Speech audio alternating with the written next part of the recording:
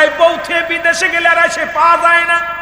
সম্পদ হলো আমার, চাষ করে আমার স্বাস্থ্য ভাই, সম্পদ হলো আমার, চাষ করে আমার মুসলমান খালাতো ভাই, সম্পত্তি আমার, ভোগ করে মুসলমান আমাদের প্রতিবেশী ভাই। ইসলাম তো এটা শিক্ষা দেন নাই। ইসলামের বিধান শুনে নেন, যদি কোনো বিবাহিত নারী বিবাহিত পুরুষ যদি জিনা করে, কোরআনের আইন শুনে নেন। এই জিনাদার মানুষেরা শোনো, জিনাদার যুবকেরা শোনো, যদি কোনো বিবাহিত নারী বিবাহিত পুরুষ এই পৃথিবীর মধ্যে জিনা করে, শাস্তির বিধান হলো তাকে বুক পর্যন্ত এই মাটির নিচেই পড়তে হবে, কঙ্কাল নিক্ষেপ করতে হবে। তাকে যতক্ষণ পর্যন্ত মৃত্যুবরণ না করবে ততক্ষণ পর্যন্ত তার মারা বন্ধ হবে না।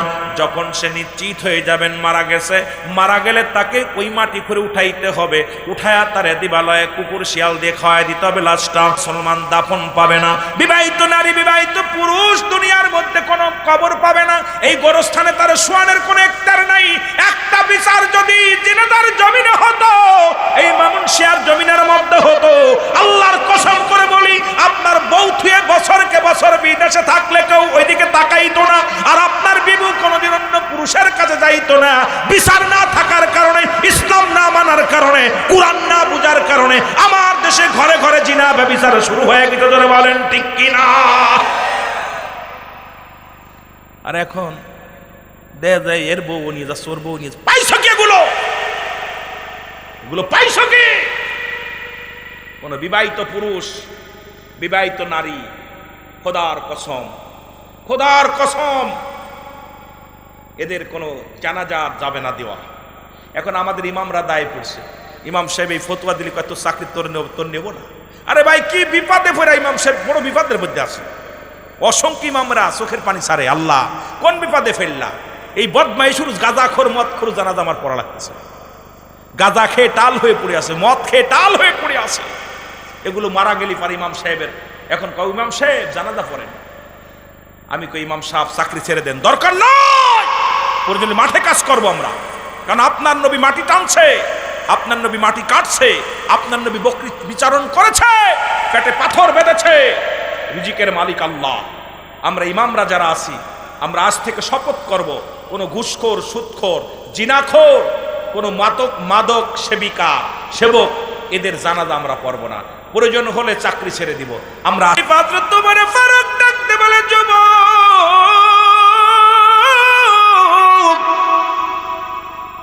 তুমি যে অপরাধ করেছো নিশ্চিত তোমার মৃত্যুদণ্ড হবে।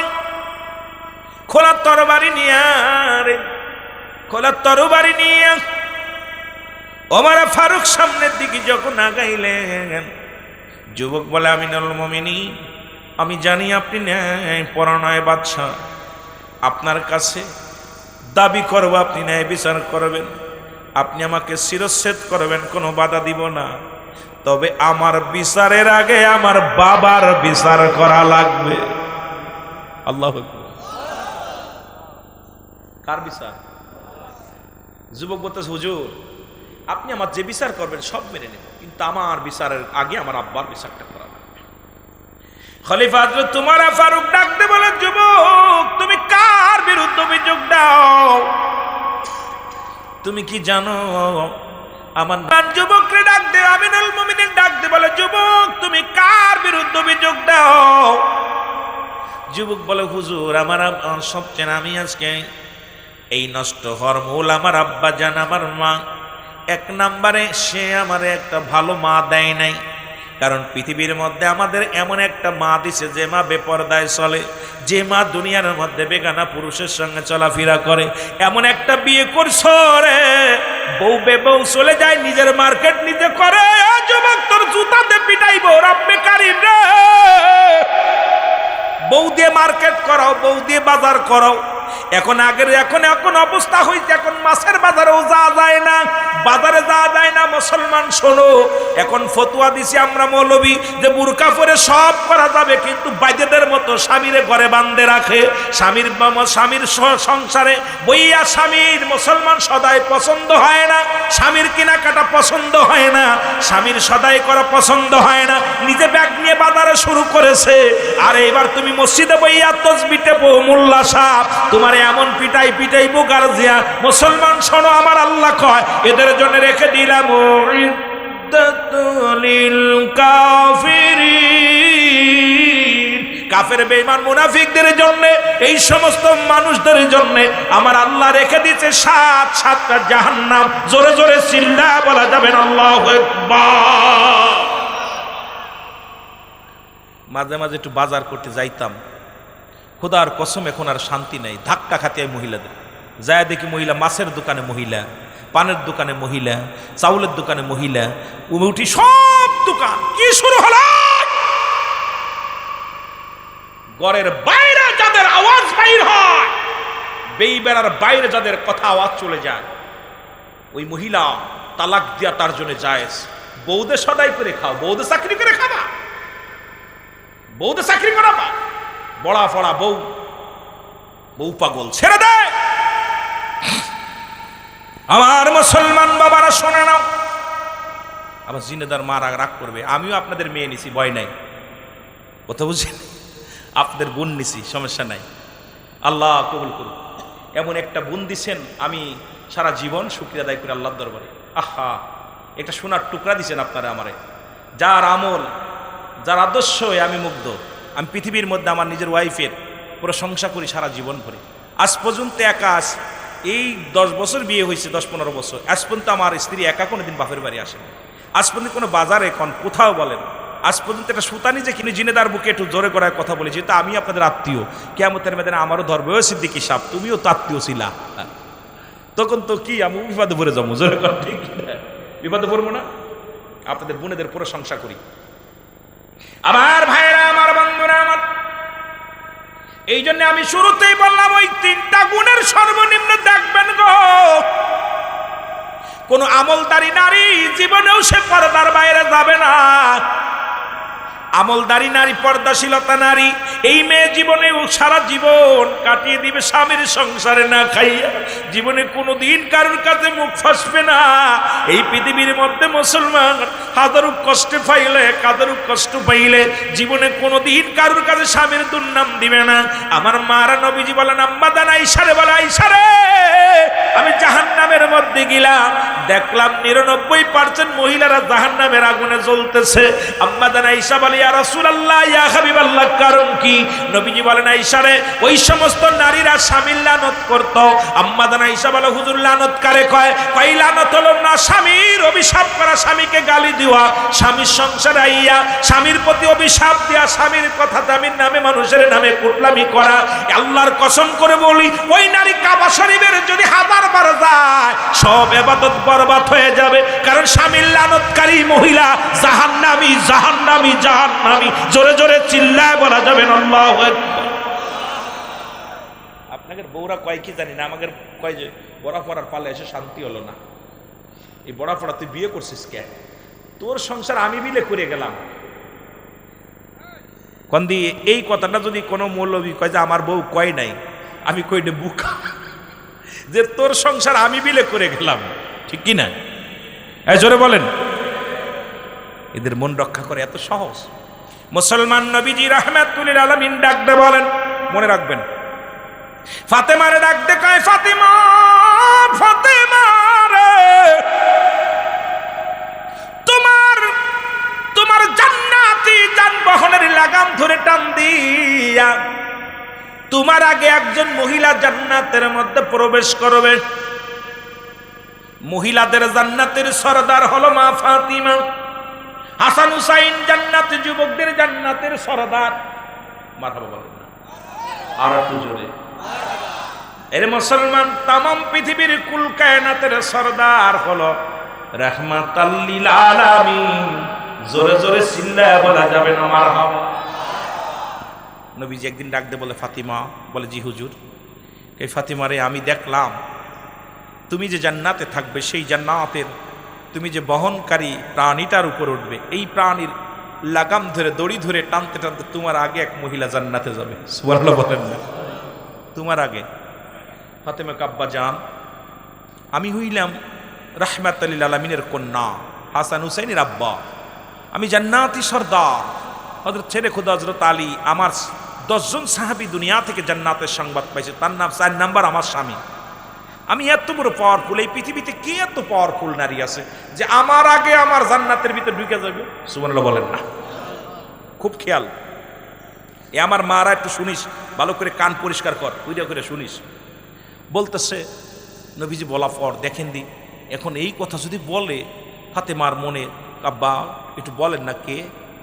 কয় যা শোনো ফাতিমা, ওই যে দেখছো না একটা টেলা, ওই যে বড় অঞ্চল, ওর মধ্যে এক মহিলা বাস করে, কাঠুরিয়ার বিবি, নাম তার জামিলা। যেটা বলেন না মারহাবা। কি নাম? জামিলা।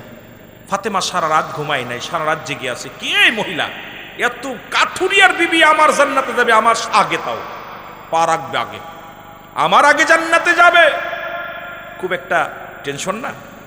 সারা রাত কেটে গেছে, সকালবেলা চলে গেছে, একদম ফজরের নামাজ শেষ করে তাড়াতাড়ি ফাতেমা হাঁটতে হাঁটতে তাড়াতাড়ি চলে গেছে। আসসালামু আলাইকুম হালাল বাইত, আসসালামু আলাইকুম হালাল বাইত। ওয়ালাইকুম আসসালাম। কে আপনি? আমি ফাতিমা। ফাতিমা কে? আমি নবীর বেটি, হাসান হুসেনের মা, শেরে খোদা হযরত আলীর স্ত্রী, আমি খাতুনে জান্নাত মা ফাতেমা তো জাহরা। জোরে বলেন না মারহাবা। কয় বোন রে, আপনি আমার বাড়ি আইছেন? কয় হ, আমি আপনার বাড়ি আইছি। কয় একটু বাইর হন, আপনার সাথে একটু কথা বলবো। জামিলা ভিতর থেকে বলে, বোন আমি আপনার কাছে ক্ষমা চাই, এই একটু আগে আমার স্বামী বাইর হয়ে গেছে, আমার স্বামীর থেকে অনুমতি নেওয়া নাই, কারণ আমি আমার স্বামীর থেকে অনুমতি ছাড়া আপনার সঙ্গে সাক্ষাৎ করতে পারতেছি না। এই মহিলারা আইলব ওই গ্রামের দাওয়াত দেয়, আমাদের দেশে এখন মৌলবী বাইর হয়েছে, কিছু দেখলাম মাইক দিয়ে ওয়াজ করতেছে। এই বড়া পড়া মহিলারা মাইক নিয়ে একদম ওয়াজ করতেছে, বেটারা শুনতেছে, যাদের কথা বেই বেড়ার বেড়ে গেলে তালাক দেওয়া যায়। কয়েকদিন আগে গেলাম ওয়াজ করতে সিরাজগঞ্জ, যায় মহিলা আরে ওয়াজ করতে ফাটিয়ে ফেলতেছে মাইক দিয়া। কথা বুঝলি? ইসলামটারে শেষ করতে করতে কোথায় নিতেছি আমরা? ইসলাম কোরআনের বিধান মানো, কোরআনের বিধান মানো। আমার বাবারা, ওয়াজ করো, দুঃখ নাই, এক জায়গা বইয়া তুমি দুজন অশিক্ষিত মহিলাদের শিখাইতেছো, কথা বলতেছো, নসিহত দিতে ভালো। এটা মাইক টানাইয়া, বিশাল মাইক টানাইয়া এইরকম বেটাদের মতো হুক্কুর হুক্কুর এমন ভাবে জিকির আর এমন ভাবে ওয়াজ করতেছে। কিছুক্ষণ দাঁড়ায় দাঁড়ায় শুনলাম, একটু চিন্তা করলাম ঘটনাটা কি রে, বেটি বেটি কণ্ঠ শোনা যায়। আমি আর জিজ্ঞাসা, ভাই কি হুজুর আজকে মহিলা সভা? আমি মহিলা সভা মানে? জি হুজুর, আমাদের মহিলা বক্তা নিয়ে আইছি খুলনা থেকে। মহিলা বক্তা যদি এইরকম ওয়াজ করে, আমি এই ফতোয়াই পাইলাম না যে কি শুরু হলো। এ কি সামত ইসলামে বানাবেন নাকি? এটা মামা বাড়ির আবদার যে আপনি যেটা পারবেন সেটা ছেড়ে দিবেন, যেটা পারবেন সেটা ধরবেন। কে আপনাকে এই সাহস দিল যে আপনি মাইক টানে ওয়াজ করবেন? এরকম 50-60 মাইক টানে ওয়াজ করবেন, কে আপনাকে অধিকার দিল? এই জন্য ইসলামটাকে চালু করতে হলে সংসদে কোরআন আনতে হবে কি হবে না? জোরে বলেন আনতে হবে কি হবে না? জোরে বলেন আনতে হবে কি হবে না? কোরআন আনতে হবে সংসদে, যাতে করে আর এগুলো ফাজলেমি না করতে পারে। জোরে বলেন ঠিক কি না? ফাতেমা বলতেছে, বোনরে আমি তো মেয়ে মানুষ, তুমিও মেয়ে আমিও মেয়ে। বোনরে আপনি মেয়ে ঠিক আছে, আমিও মেয়ে ঠিক, আমার স্বামীর থেকে তো এজাজত নেওয়া নাই, আপনার কাছে ক্ষমা চাই। আমার স্বামী যখন বাড়ি আসবে আমি তার থেকে অনুমতি নিয়ে রাখবো, আগামীকাল আসবেন, আপনার সাথে দেখা হবে। সুবহানাল্লাহ বলেন না? দেখেন কারে বলে জান্নাতের। আমাদের মেয়েরা এখন স্বামী গেছে বাজারে, এই ফাঁকে সুযোগ একটু পাড়া বেড়ায় আসে। জোরে কোন ঠিক কিনা? স্বামী মাঠে পরের বাড়ি কাজ করে, এই ফাঁকে চিন্তা করে স্বামী আজকে সারাদিন জন ব্যস্ত, 4টার আগে আসবে না। এই ফাঁকেও সারাদিন গ্রামে গ্রামে টোটো কোম্পানি, আমাদের এলাকাও আছে, এরা কিছু চাষি আছে, মা চাষি আছে, এই টোটো কোম্পানির মতো খালি এর কথা ওর কাছে কয়, ওর কথা ওর কাছে কয়, ওর কথা ওর কাছে কয়। জোরে কোন ঠিক কিনা? আছে না? আছে না? ওরে হাজু হাজুরে জামাইয়ে আছে, তুই নাস্তা পানি দে, তোর মারে দেখলাম তোর পাড়া পাঞ্চা গাছে, নগুলির মাথায় সুন জড়ায় আসর জমাইছে, এর কথা ওর কাছে কওয়া ব্যারাম হয়েছে, ব্যারাম আমি করবো আরাম ধরবো যেদিনকে। ঠিক কিনা? এটা যতই তুমি চালাকি করো, রব্বে কারিমের কাছে যেতে হবে রে।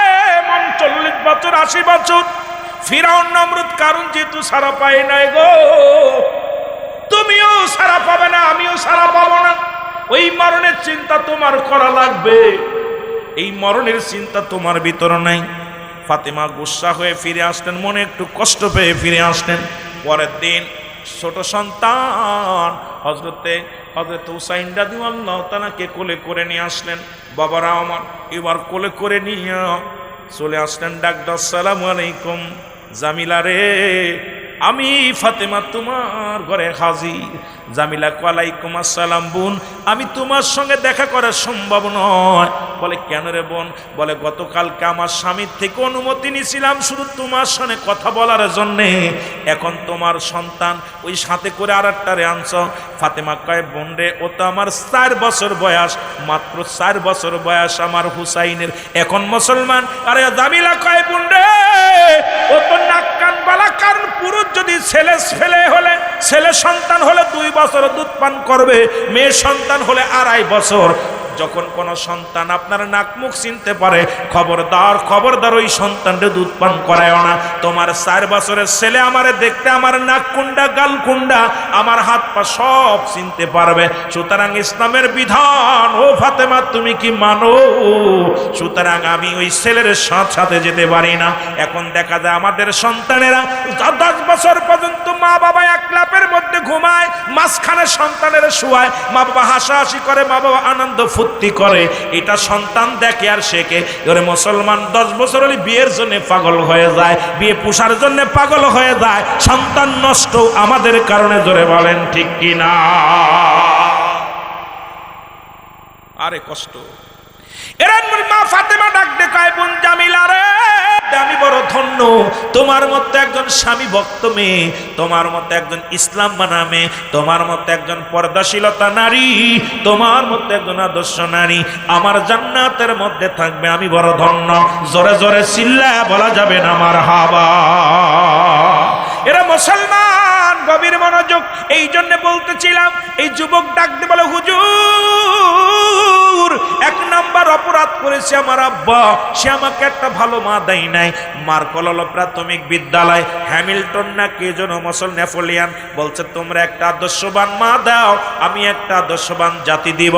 সুতরাং যদি এই পৃথিবীর মধ্যে ভালো মা হয়, আজকে মা যদি ভালো হয়, সন্তান ভালো হওয়া সম্ভব। আমার বাবারা শোনো, দিলের কান্ডা লাগা শোনো। বলে হুজুর আমার মা জিনাকারিনী, আমার মা বেপরদায় চলে, আমার মা বেনামাজি, আমার মা ইমানদার নয়, এই জন্য আমার বাবা এর জন্য দায়ী, আমি নষ্ট হওয়ার জন্য দায়ী। 2 নাম্বার, আমার বাবা আমার এখন ইসলামের জ্ঞান দেয় না। আজকে আমি জ্ঞান কুরআন আমার জানা নাই। আজকে যারা আছেন বাবা, প্রত্যেকটা বাবা মা ধরা পড়ে যাব। সন্তানের নিম্ন কাতারে 20 থেকে 30টা সূরা শিখান, ওই নামাজের নিয়ম কানুন শিখান, কিছু হাদিস শিক্ষা দেন, জানাজার নামাজ শিক্ষা দেন, কারণ হারাম হালাল শিক্ষা দেন। কারণ তারপরে ছেলে এসপি হোক, মন্ত্রী হোক, ডিসি হোক, পুলিশ হোক, কোনো দুঃখ নাই। কিন্তু কোরআনের জ্ঞান যখন দিবেন না, ওই সন্তান এমন একটা দিন আসবে বুকের মধ্যে লাথি মারবে। আমার যুবকেরা বলে যাই শোনো, ডাকতে বলে হুজুর আমার আব্বা মামাকে ইসলামের জ্ঞান শিক্ষা দেয় নাই, এই জন্য আমি জিনা ব্যভিচার করে ফেলেছি, আমি আপনার কাছে ক্ষমা চাই। 3 নাম্বার অপরাধ, এই মা বাবা আমারে আজকে দুনিয়ার মধ্যে ভালো একটা নাম দেয় নাই রে। দেখা যায় রসুল বলছে সন্তান যখন দুনিয়ার মধ্যে আগমন করবে 7 দিনের 1 দিন আগে নাম রাখা দূরত্ব নয়, 7 দিন অতিবাহিত হবে। মেয়ে হলে 1টা প্রাণী, গরু পুরুষ হলে 2টা প্রাণী জবাই করে কোরবানি করে আকিকা করা সুন্নাতে রাসূল। এখন আমাদের বাচ্চাদের সন্তান নাম বাপের বিয়ে করার আগেই হয়ে যায়। 9, 10-এ পড়িয়া চিন্তা করি বিয়ে করবে, একটা মেয়ে হবে, নাম রাখবো কারিনা, ছেলে হবে নাম রাখবো শাহরুখ খান। ওরে বাসর রাত্রে নাম রাখা হয়ে যায়। যুবক শুনে নাও, বাসর রাত্রে মিলন হয় না। এখন বিবি ডাক দেখায় স্বামী রে, আমার যদি একটা মেয়ে হয় নাম রাখবো ববিতা। ও ছেলে কয় স্বামীর স্ত্রী রে, আমার যদি একটা ছেলে হয় নাম রাখবো ইলিয়াস কাঞ্চন। আজকে দেখা যায় এখনো জন্ম নেয় নাই, এখনো সন্তানের আশা করেই নাম রাখা দূরত্ব হয়ে গেছে। সুতরাং শোনো, আমার রাসূলের সুন্নাত তরিকায় একটা সন্তান আমরা জন্ম নিতে পারি না, কারণ এই দুনিয়ার মধ্যে গর্ভের সন্তান যতক্ষণ পর্যন্ত ডেলিভারি না হবে, এই সন্তানের বয়স যখন 7 দিন হবে, 7 দিন পরে আকিকা করে নাম রাখা হলো সুন্নাতে রাসূল। এখন আমার দেশের সন্তানেরা এইগুলো পায় না। আজকে বাবা মায়ের কারণে সন্তান নষ্ট হয়, আর বলি হুজুর আমার ছেলে নষ্ট হয়ে যায়, মেয়ে নষ্ট হয়ে যায়। আর দায়ী তুমি, দায়ী তুমি। ওমর ফারুকের চোখ দুটি বড় লাল হয়ে গেল, লাল হয়ে ডাকতে বলে, বিদ্যা তুমি যা অপরাধ করেছ, বিদ্যা শোনো,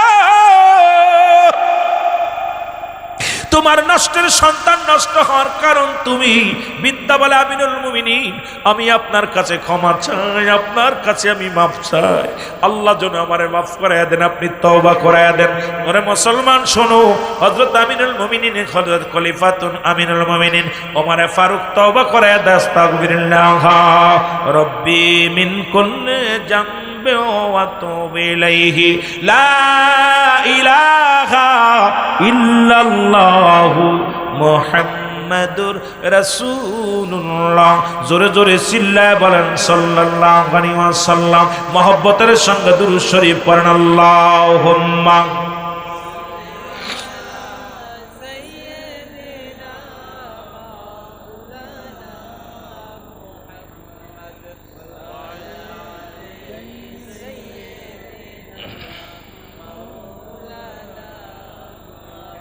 মাদু আলা আলি।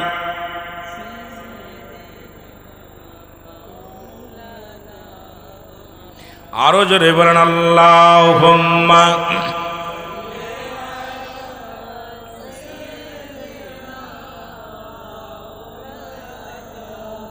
ওয়ালা আলি সাইয়্যিদিনা।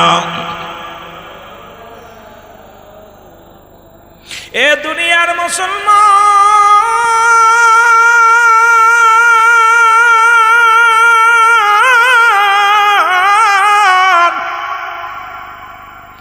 কথা বলতেছিলাম 3টা বিপদ। নাম্বার 1 হলো মানুষের মরণ, নাম্বার 2 হলো কবর, নাম্বার 3 হলো কিয়ামতের ময়দান। যুবক বন্ধুরা দিলের কান্ডা লাগা শোনো,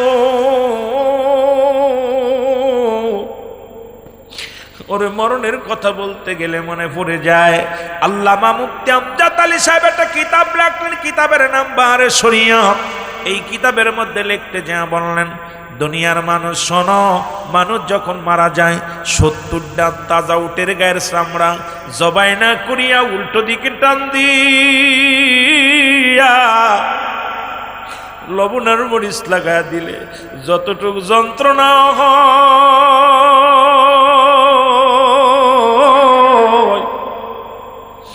এর চাইতে 70 গুণ যন্ত্রণা একটা সাধারণ মৃত্যু। এখন আমরা যারা মরণকালে পায়খানা করে দিই, মরণকালে প্রস্রাব করে দিই, মরণের সময় আমরা চোখ দুটি বড় বড় হয়ে যায়, মরণের সময় কত মানুষের জিহ্বা বাইর হয়ে যায়। আল্লাহ, কত মানুষের কাফন পরাইলাম, কত মানুষের জানাজা পরাইলাম, কত মানুষের চির বিদায় করে দিলাম। দেখেছি ওই মরণের সময় জিহ্বাটা ভিতরে দেওয়া যায় না, চোখ দুটি বন্ধ হয় না। আয়রে মরণ যন্ত্রণা, হায়রে মরণ যন্ত্রণা, আমার মরণ আসিবে কখন কেউ তো জানি না। আমার এ আমি চলে যাব, আমায় তোমরা ভুইলা যাও না, আমি চলে যাব না, আমার মরণ আসিবে কখন কেউ তো জানি না। আমার টাকা পয়সা দালান কোটা যাহা করেছি, সব কিছু ফেলাইয়া আজি একাই চলেছি রে আমি, সব কিছু ফেলাইয়া আজি একাই চলেছি। আমি যাবার কালে ভেবে দেখি আমার কেহ নাই, আমি যাবার কালে ভেবে দেখি না আমার মরণ আসিবে কখন কেউ তো জানি না। আমার একটু মহব্বতে বলেন আমার মরণ আসিবে। এই পৃথিবী চিরদিন থাকার জায়গা নয়, অন্ধকার কবর যে তোমার আসল ঠিকানা রে মানুষ, অন্ধকার কবর যে তোমার। এ দুনিয়ার মুসলমান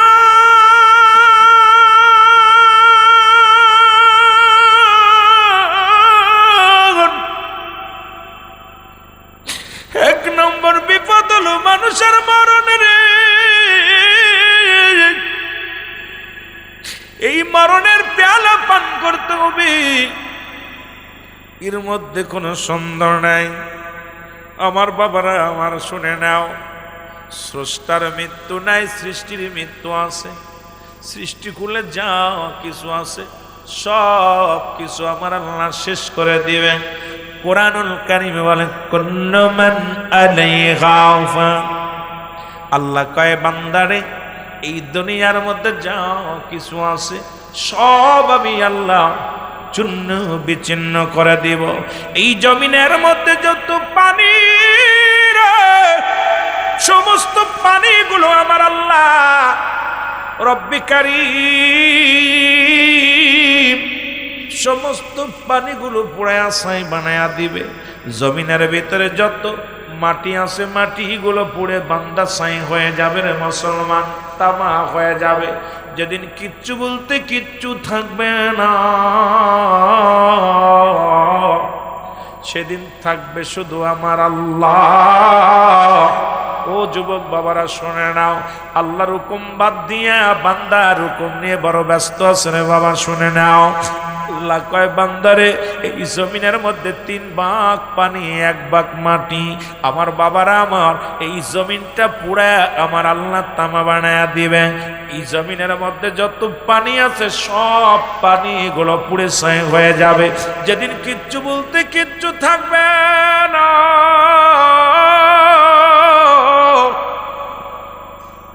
সেদিন থাকবে শুধু আমার আল্লাহ।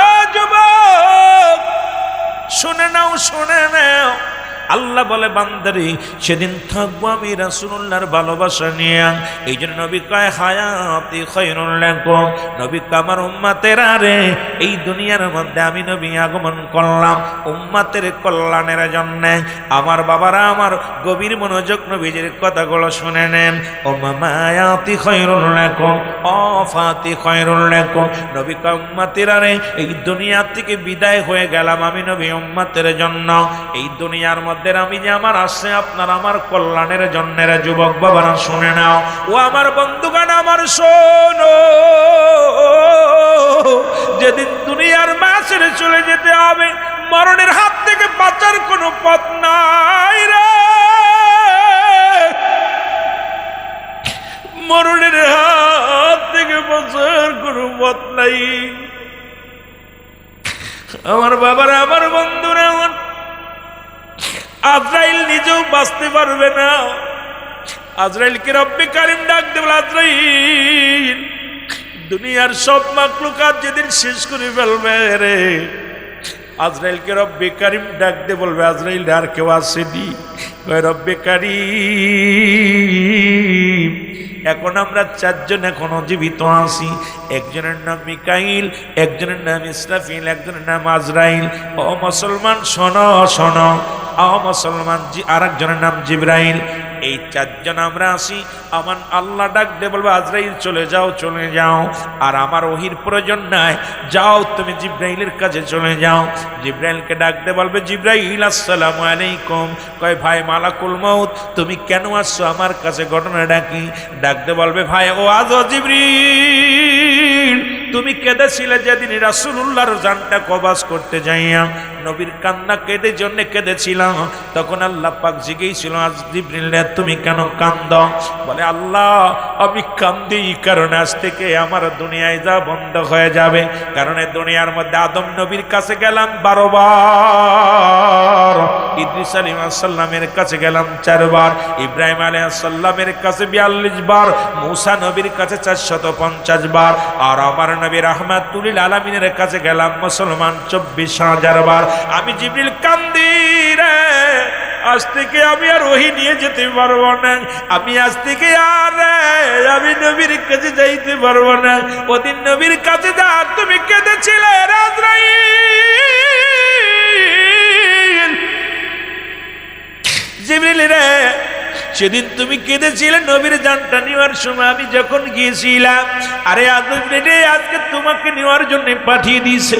জিবরিল কবে দাঁড়াও একটু দরখাস্ত করে দেখি রব্বে কারিমের দরবারে। জিবরিল আমিন ডাক দিয়ে বলবে রব্বে কারিম,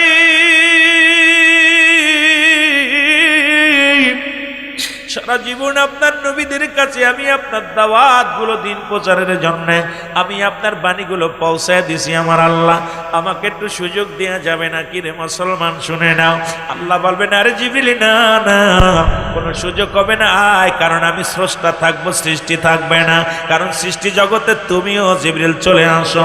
সঙ্গে সঙ্গে আজরাইল তার জানটা কবজ করবে। ওই মুসলমান জিবরাইলের আওয়াজ যদি দুনিয়ার মানুষ ওই দিন যদি থাকতো রে, এমন বিকট একটা আওয়াজ দিবে রে ও যুবক, আসমান জমিনের মধ্যে এত জোরে একটা যাবে রে, এই দুনিয়ার মাটিগুলো থরকম্প উঠে যাবে।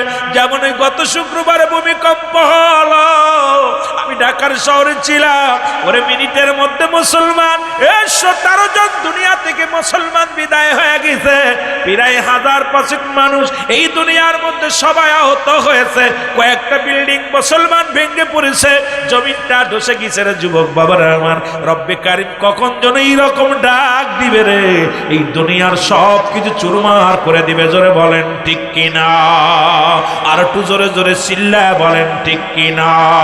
ওরে আজ না হয় কাল তুমি শুইতে, ওরে যাবার বেলায় দেখবে চেয়ে গো তোমার সবই রইল।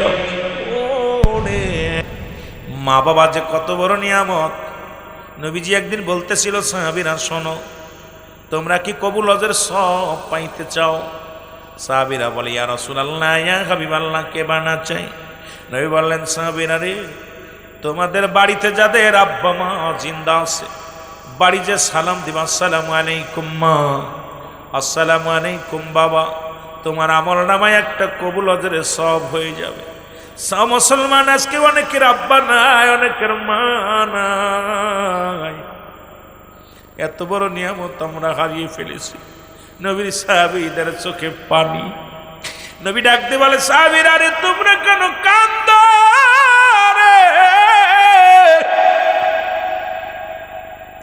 সাহাবীরা বলে নবী গো 3 দিন আগে মারে হারাইলাম, 15 দিন আগে বাবারে হারাইলাম, মাস গেল আব্বা মা হারাই ফেলেছি। কারণ সাহাবীদের ভিতরে আমল ছিল প্রতিযোগিতা, কে কত আমল করবে রে। আমাদের ভিতরে প্রতিযোগিতায় কে কয়টা বাড়ি করবে, কে কয় বিঘে জমি করবে রে, কে কয়টা মন্ত্রিত্ব নিবে। কিন্তু নবীর সাহাবীদের ভিতরে প্রতিযোগিতা ছিল রে, কে কত ইবাদত করতে পারে রে, কে কত বেশি রোজা রাখতে পারে, কে কত নফল ইবাদত বন্দেগী করতে পারে, কে কত দান ধ্যান করতে পারে রে।